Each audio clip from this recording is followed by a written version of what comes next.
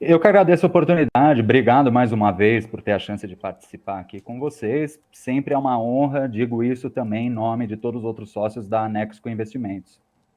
Aliás, um abraço para todo mundo já, inclusive. E olha, Alexandre, eu quero começar já comentando um pouco sobre esse cenário pós-Copom, né? Eu queria entender, pelo teu ponto de vista, quais riscos atrelados à renda variável nesse momento. Porque, assim, até um tempo desse atrás, o assunto era renda fixa não existe mais, né? Até porque com a Selic, nas mínimas históricas que a gente estava vendo, né? Então, tem agora que tem que diversificar, arriscar um pouco mais. Aí agora a Selic volta para 2 dígitos. E aí todo mundo, né, a renda fixa ressurgiu uma fênix que ressurgiu por ali. Até que ponto isso acaba sendo também um risco para a renda variável no momento? É hora de abrir mão totalmente, apostar só no fixo? Claro que tudo vai depender do perfil do investidor. Mas qual tem sido o teu olhar para isso? De fato, né? Quando a gente tem ali a taxa de juros já no patamar de 10% ao ano, a gente pode dizer que isso desencadeia algum gatilho psicológico no investidor, né? Então, aquele investidor que não queria mais saber de renda fixa, principalmente na situação quando a taxa de juros estava 2% ao ano, de fato agora ele passa a olhar com outros olhos. E tem ali o movimento natural de mercado. Quando você tem ali uma taxa de juros mais alta, né, a tendência natural seria, né, de fato, ali você ter menos apetite por renda variável, uma vez que é um ativo que tem seu risco embutido, uma vez ali que você não tem previsibilidade sobre os ganhos. Porém, de fato, né, como você bem comentou, tanto renda fixa quanto renda variável, sempre, em qualquer cenário econômico, em qualquer cenário de juros, deve permanecer na carteira do investidor. De fato, ali a questão maior seria o balanceamento e também capturar as oportunidades em ambos os mercados. Perfeito, perfeito. Agora, e lá fora? Nossa, até deu uma engasgada aqui, você viu? A tensão lá fora tá tão grande que eu até dei uma engasgada aqui. Mas agora, e lá fora? Quais são os impactos, por exemplo, da Omicron, né? E também do péssimo cenário geopolítico para os ativos, na sua opinião? Isso era um papo que a gente estava tendo até agora há pouco, né, com o Flávio, aqui, o pessoal do chat de casa, né, falando. Pô, e aí, para onde a gente vai, né? A gente entra em BDR, a gente entra lá fora em ação, a gente não entra em nada, fica na renda fixa aqui mesmo, porque 10% para quem pode perder tudo é muito, então vamos ficar por aqui mesmo para não se meter em briga lá fora. Então, como é que você enxerga todo esse cenário lá fora também? Bom, o mês de janeiro ele teve ali duas situações que foram bem interessantes, né? Enquanto o mercado local, o índice Bovespa, teve valorização de 7% no mês de janeiro, o S&P 500, que é o principal índice da Bolsa Americana, teve queda ali na faixa de 6%. Então, de fato, o cenário internacional, principalmente ali pela incerteza de juros nos Estados Unidos, somada à questão de Ômicron e também tensões geopolíticas no leste europeu, de fato machucaram um pouco o mercado americano. Porém, se você for observar, às vezes pode acontecer ali também disso gerar um eventual ponto de entrada. A questão principal é você ter ali a diversificação e descolamento de risco. Você colocar todo o seu recurso num determinado mercado não é recomendável, é longe de ser o ideal. Né? Então, você ter ali, às vezes, um pé lá e outro pé cá, principalmente ali você vai ter também as possibilidades de capturar distorções no mercado. Como você falou agora de BDR, como o dólar cedeu no mês de janeiro aqui no Brasil, talvez seja ali uma oportunidade para o investidor pessoa física também começar ou aprofundar mais esse mercado ou até abrir uma exposição. Perfeito, então. Maravilha. E Perfeito. como se posicionar, no caso, Alexandre, nesse momento? Assim, é um momento de se posicionar em setores defensivos ou o risco não vale mais a pena? Olha, a questão principal de setores defensivos, eu diria que o papel mais defensivo é aquele de empresa, por exemplo, que tem ali uma sólida participação no seu mercado, a empresa que é resiliente em tempos de crise. Então, por exemplo, ali a pandemia, desde 2020 e no ano passado, mostrou muito bem aqueles setores que têm maior potencial de resistir a reveses econômicos e macroeconômicos. Por exemplo, ali o setor petroquímico, que se mostrou muito forte, muito resiliente, porque trata de fato de uma demanda muito específica, que você tem ali poucos players no mercado, então o cliente final não tem muitas opções de onde cotar determinado insumo, né? Fora os outros negócios, por exemplo, como o setor financeiro, que também sempre demonstra sua resiliência em momentos de crise, em momentos complicados.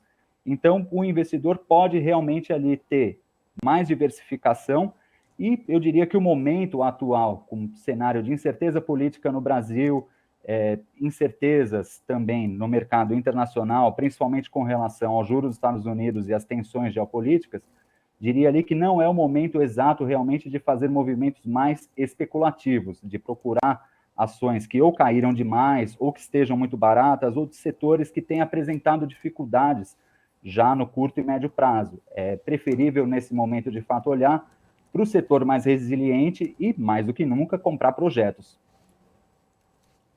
Show de bola, show de bola. Ó, pessoal aqui, ó, Alexander, tá brigando aqui no chat ainda sobre política, porque a gente estava falando agora há pouco sobre cenário político. Né? A gente, na BMC, a gente tenta ser, obviamente, extremamente imparcial e falar sobre economia.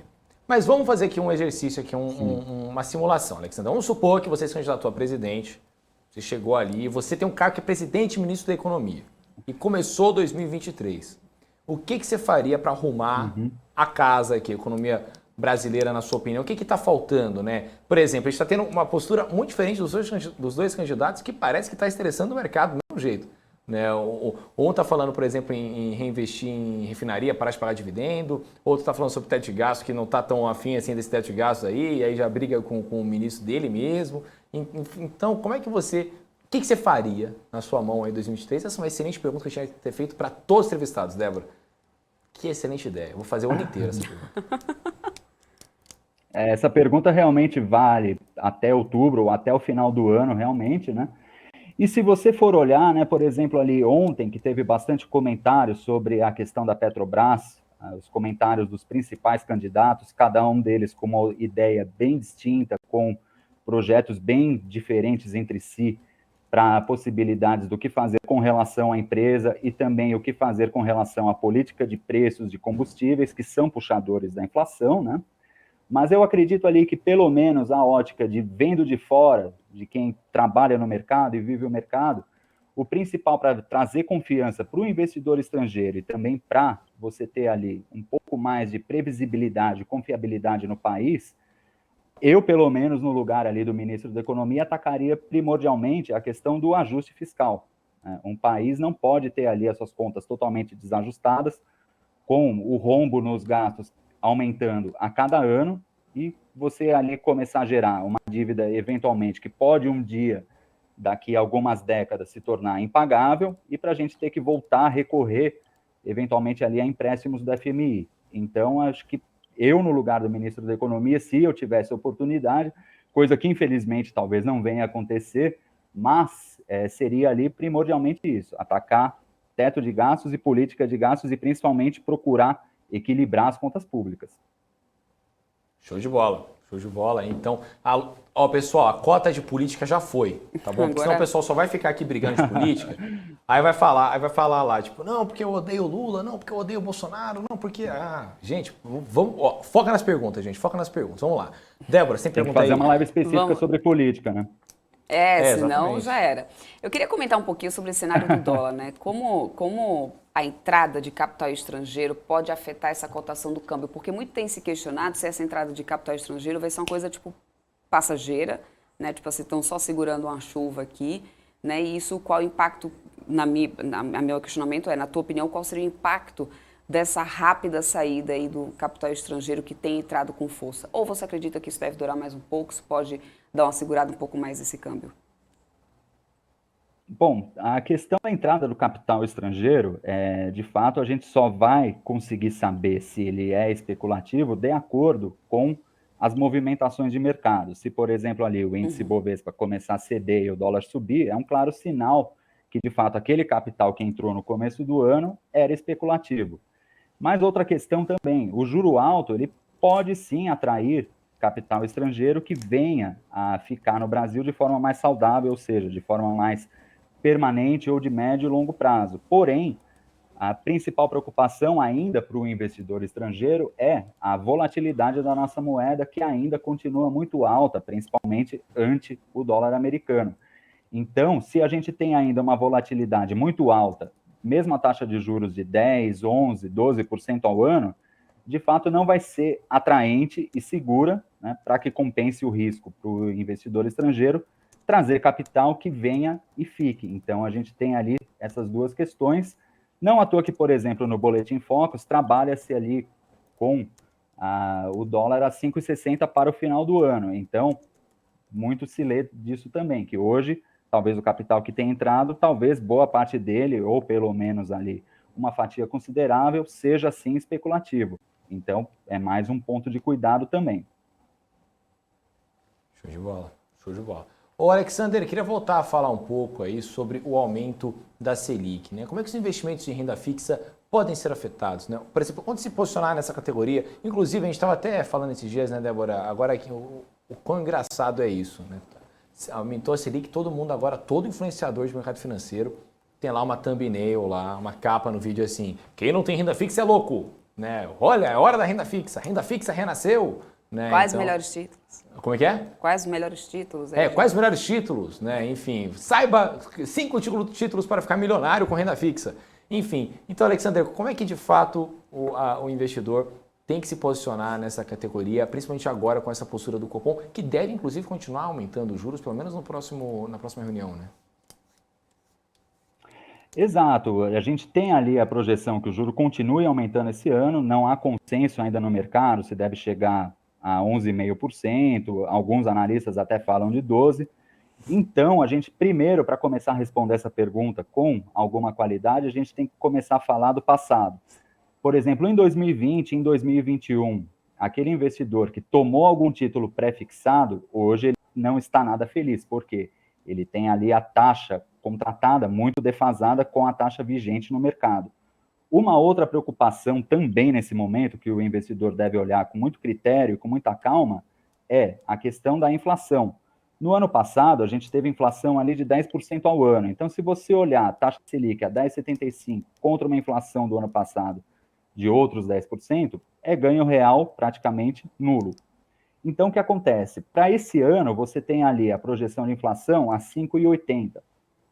Se, por exemplo, esse cenário se confirmar, a gente ter ali uma taxa de juros a 11% e uma inflação a 5,80, ótimo, o investidor já consegue ter ali 4% de ganho real numa aplicação simples, segura e que não vai dar trabalho algum e não vai dar preocupação ou dor de cabeça nenhuma.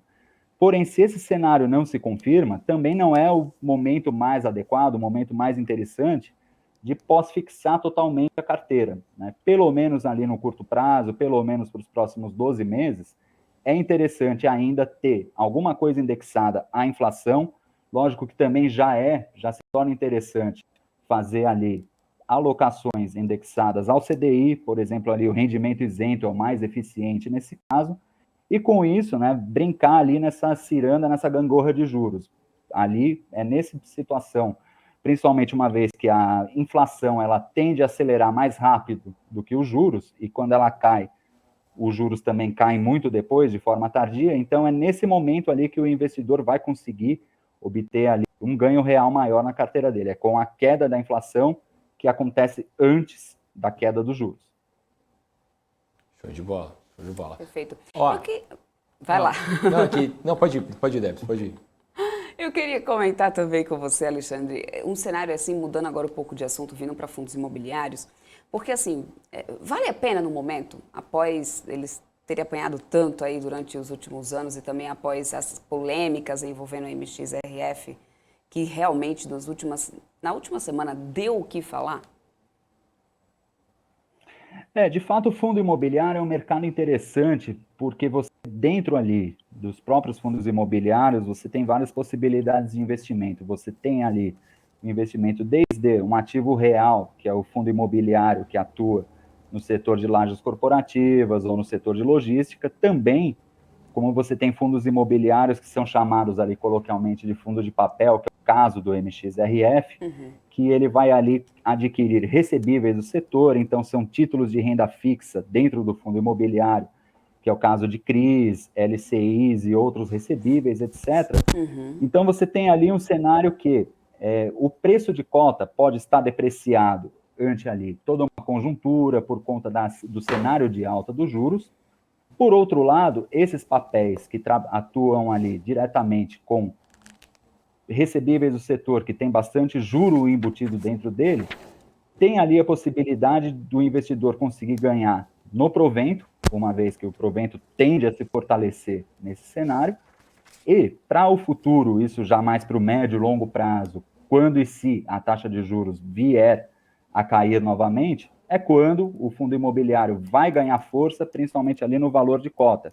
Então, fundo imobiliário funciona muito bem para quem procura ali uma geração de renda passiva, principalmente ali pelo pagamento de proventos mensais. Então, para o investidor que procura, de fato, ali uma geração de renda passiva e ganhar com essa alta de juros, principalmente pelos papéis embutidos dentro do fundo imobiliário, e também buscar uma valorização de cota para o médio e longo prazo, talvez ali seja um momento interessante, é uma conjuntura onde, pelo menos, de forma cartesiana, os fatores se convergem. Show de bola, Alexander. Agora eu queria discutir um pouco com você sobre os investimentos alternativos, né? Estava até dando uma puxada aqui para ver como é que estava o ETF de ESGG11, né? ESGB11, desculpa, que é o de ESG, que todo mundo teve maior hype com ESG, né? O negócio disparou lá na época, holofote, não, porque agora a onda é ESG, eventos, festivais, ESG, enfim. E aí, bom, se a gente pega no comparativo do ano, né, principalmente desse ETF, de fevereiro do ano passado até agora, está caindo 11,45%. Você acha que agora é a hora de se apostar nessas opções alternativas como boas opções nesses cenários de crise que vem estabelecendo? A gente pode dizer que nos últimos 2 ou 3 anos, de fato, ali surgiram muitas opções alternativas para o investidor, principalmente ali para o investidor pessoa física, mercados que antes nós não tínhamos acesso fácil ou barato. Então, por exemplo, antes de eu entrar, eu ouvi você comentando sobre criptomoedas, muito se comenta, e conforme você falou, as pessoas tendem naturalmente a comprar na alta e vender na baixa, né? Principalmente porque, uma vez que o papel sobe muito, ele chama atenção, então as pessoas querem surfar na onda. De fato, a gente teve no ano passado a questão do ESG, que é o ambientalmente correto, né? A gente já vê no mercado até uma resposta, né, um antagonista a isso, que teve o lançamento de um ETF que investe, por exemplo, em indústria de tabaco, álcool e armas, né? Então é o contrário, é o anti-ESG. E de fato o investimento alternativo, ele pode e deve fazer parte da carteira também ali do investidor, sempre é possível pensar oportunidades. Porém, né, retomando até o que você tinha colocado e o que a gente já comentou anteriormente, né, fazer ali alocação num investimento exótico que tem pouca previsibilidade de retorno, tem pouco histórico de volatilidade, é de fato ali para uma pequena parcela da carteira, é para ter ali um percentual muito baixo do total de alocação da pessoa, né? Porque assim como ele pode dar muito certo também no curto, médio ou no longo prazo, pode ser que de fato não tenha ali o retorno esperado, e se a pessoa faz uma sobrealocação, faz ali uma alocação muito forte, muito pesada, de fato isso vai impactar o patrimônio. Então sempre é a questão de verificar as possibilidades e também olhar muito a questão por que subiu tanto? Será que aquele papel entrou em voga e ele tinha de fato ali um fundamento técnico, um fundamento que justificasse essa alta, ou de fato ali, como você bem colocou, foi só a questão da modinha, né? Então, muito tem que se olhar nessas questões também. Show de bola. Tem uma pergunta aqui no nosso chat do William Ramos, ele está dizendo assim: Alex, você acredita que diante da inflação os juros futuros já atingiram o seu ápice e devem passar a recuar daqui para frente? Olha, a questão de juro futuro depende muito ali, primeiro, da estabilidade econômica e política. O juro futuro, por exemplo, ali, em dia de noticiário político ruim, eles são os primeiros a subirem, né? O juro futuro sobe, bolsa cai, dólar sobe, são os 3 ativos ali que dá para você ter uma ideia do total, do geral do mercado, sem olhar outras questões. E os juros futuros, tudo vai depender ali da questão de expectativa. Há analistas que entendem que a gente deve encerrar o ciclo de alta em no máximo mais 1 ou 2 reuniões do Copom. Já há outros analistas que acreditam que não, que a gente deve ter ali a manutenção de alta da taxa de juros, pelo menos até chegar à casa dos 12%. Então, o juro futuro é muito a questão de expectativa e, de fato, quando os juros futuros sobem, né, o que a gente pode sempre deixar de dica é uma situação, o juro futuro sobe bastante, de repente ali é o momento de você fazer ali, dar uma olhada nas taxas dos títulos públicos, né, porque eles são regidos diretamente pelo mercado de juros futuros. Então, quando há essas distorções no mercado, quando o juro futuro sobe bastante, de repente, se a pessoa quiser fazer alguma movimentação mais especulativa no mercado de títulos públicos, é o momento mais interessante, digamos assim. Show de bola, show de bola. Bom, pessoal aqui tá mandando aqui. Ó, a gente tem uma regra aqui, o Alexandre, inclusive, né? Acho que é a sua primeira vez aqui no Top News, que a gente faz todas as perguntas do chat aqui e você tem completamente liberdade para falar se manja ou não do assunto. O Cerveja aqui do nosso chat está perguntando para você sobre Jazz Bass. Se você conhece o ritmo Jazz Bass, né, inventado pelo engenheiro Léo Fender, né, e ele tá aqui me enchendo o saco aqui, mandando para eu perguntar para você. Você conhece então a guitarra Jazz Bass, então, e o mercado Fender aí na indústria musical? Ele está perguntando do Jazz Bass porque tem um aqui atrás de mim, um pouco mais longo aqui, que é o cor de madeira, exatamente. São duas guitarras e um baixo, um Jazz Bass. E o Jazz Bass, de fato, ali, ele é o instrumento que eu diria que é pau para toda a obra, porque a sonoridade dele ajuda, desde que você vá tocar um jazz até um ritmo, por exemplo, como um rock mais pesado. Então, a sonoridade dele é bem versátil, né? E por ser um baixo de 5 cordas, ele tem ali a aplicação tática e estratégica para se ter um baixo só que atende qualquer demanda. Mas olha isso, BMC Música, mas essa galera aqui também do chat não deixa passar nada. Começamos a falar sobre isso, não deixa passar nada, né? Pois é. Gente, eles são demais, são demais. Contanto que ninguém me recomende algum shampoo, tá bom. Excelente, excelente então. Alexander, Debs, você tem mais alguma pergunta? Eu queria pedir, na verdade, eu queria agradecer, só deixa eu Não, fica tranquilo. Alexandre, foi demais. Eu queria, na verdade, além de agradecer, eu queria pedir para poder o Alexandre deixar recomendações dele aqui, inclusive, deixar todas o que a gente poderia deixar do radar, na verdade, né? Qual que é o teu olhar, tuas considerações finais aqui? Sexta-feira que a gente tem, por exemplo, pelo menos depois do hoje, olha lá, subindo mais um pouquinho aqui esse Bovespa, voltando aí, né, aos 112 mil pontos, dando uma respirada. O que, diante desse todo esse cenário que a gente tem, macro, né, realmente, e ainda mais o cenário interno, eleições já em breve, o que você diria para poder o investidor deixar no radar, inclusive, né, agora em 2022, principalmente depois que a gente já passou esse cenário aqui de janeiro, já dá um gostinho aí do que realmente eu acredito deve vir pela frente? Bom, esse ano deve ser ali de fortes emoções realmente, né? Por exemplo, a gente começou com o dólar caindo, bolsa subindo, nada impede de nos próximos meses o movimento inverso acontecer. O noticiário político tende a ser pesado e deve provocar distorções no mercado também, o que vai gerar riscos, mas também deve gerar oportunidades. Então, o que a gente pode dizer para o investidor, de maneira geral, principalmente ali para o investidor pessoa física, não concentre risco. No caso ali de renda variável, procure diversificar ao máximo, não faça ali alocações que a gente chama de all-in, de colocar todo o dinheiro num determinado papel ou num determinado setor, procure diversificar ao máximo. O mesmo ocorre com juros, tá? Pré-fixado, por exemplo, hoje ainda é uma situação muito complicada, porque não se sabe até quando e quanto a taxa de juros deve subir, então o mercado de pré-fixados está complicado. Realmente ali, CDI voltou a ser uma realidade, principalmente se a gente for pensar em 10% ao ano, sem correr risco algum e sem maiores dificuldades. Alocações indexadas ao IPCA sempre fazem bem em qualquer carteira, então eu diria que para esse ano a tônica é muita parcimônia nas alocações, diversificação de risco e também, se possível, nenhuma concentração de risco, isso vale para qualquer carteira. Show de bola, então. Maravilha. Muito obrigada mesmo, viu, por ter aceito o nosso convite, ter aceito aqui vir falar um pouco com a gente sobre mercados nesse fechamento aqui. Obrigada, a gente já espera você mais vezes aqui, hein, Alex?